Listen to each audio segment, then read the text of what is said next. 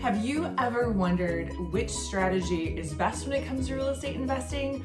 There's a lot of different options out there, and where a lot of people get stuck and don't even start is because they can't figure out where they really want to focus. So today I'm going to talk about a very specific type of investing in long-term rentals and what the real story is behind it and what some people may not be telling you. So hopefully you'll tune in for the rest of this video and make your own decision about whether or not long-term rentals are really all that they're cracked up to be. Stay tuned.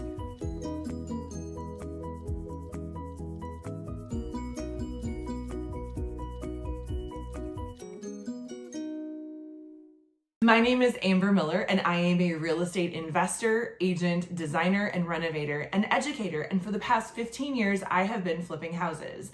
But what I also have is some experience with long-term rentals. I have owned a few of those over the years as well, mostly by accident, not on purpose.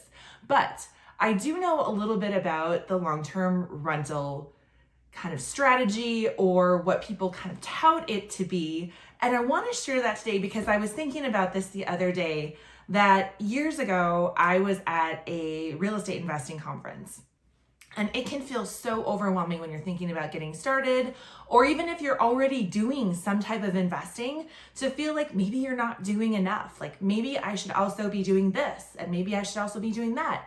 And all of that can be a really big distraction. So today, this episode is going to dig into what is the truth about long-term rentals? What don't we really talk about when it comes to them?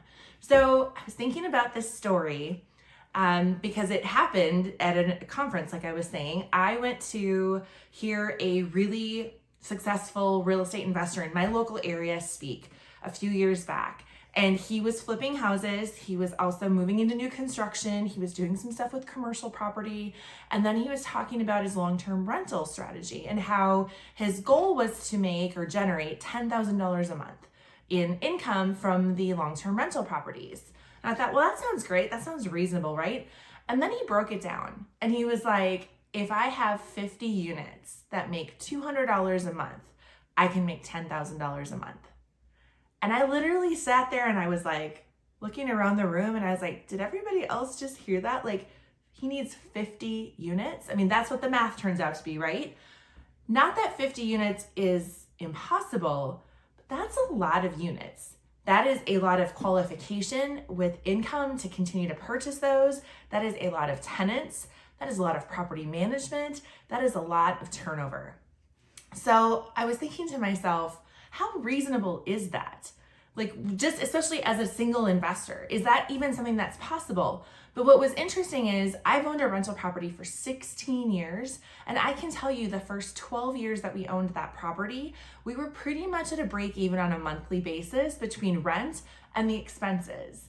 And then if we had a turnover with that property, like maybe every 18 to 24 months, that one turnover would cost us about $8,000 to $10,000 in lost rental revenue and in just repairs and preparing it for the next tenant. So I'm not talking about anything grand like a kitchen renovation. I'm talking about very basic upkeep items like maybe fresh paint throughout, new carpet, or getting the carpet cleaned. Even cleaning the unit itself or the home itself was something that cost a little bit of money. So between all those turnovers, and they weren't very frequent, we were barely breaking even. And so I thought the idea of trying to manage that with 50 doors is pretty significant. That means you're either buying those properties at pretty close to market price, which I think most things right now and for the last few years, you'd really be hard pressed to find something that's out of the gate generating $200 a month in a lot of markets.